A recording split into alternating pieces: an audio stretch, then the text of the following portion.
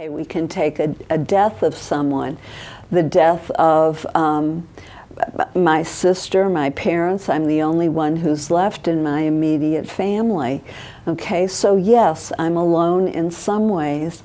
In other ways, I've been able to heal those relationships in a way that I wasn't able to heal them when those loved ones were on earth.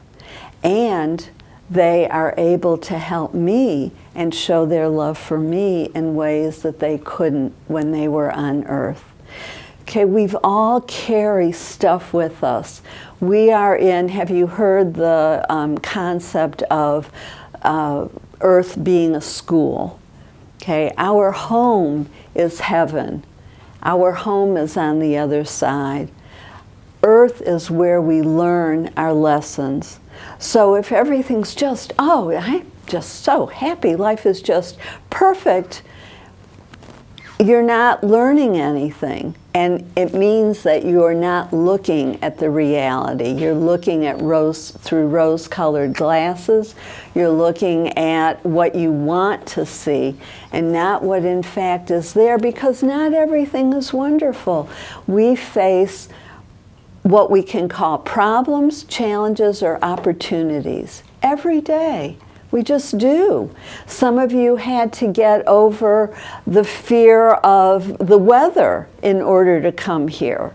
Okay, is it going to be snowing? Is it going to be icy?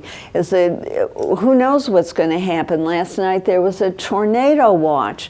So whether it's the weather, whether it's what our president is going to do, there's always something going on that can create challenges. Or we can look at it as opportunities. I have an opportunity here to overcome a fear, okay? Maybe if it's horrible and I get out in the weather and it's really awful, I can turn around and come home. But I won't know that until I take that step and actually go, okay? Because what our mind can create is always worse than the reality. It's the fear that overwhelms us, not the reality.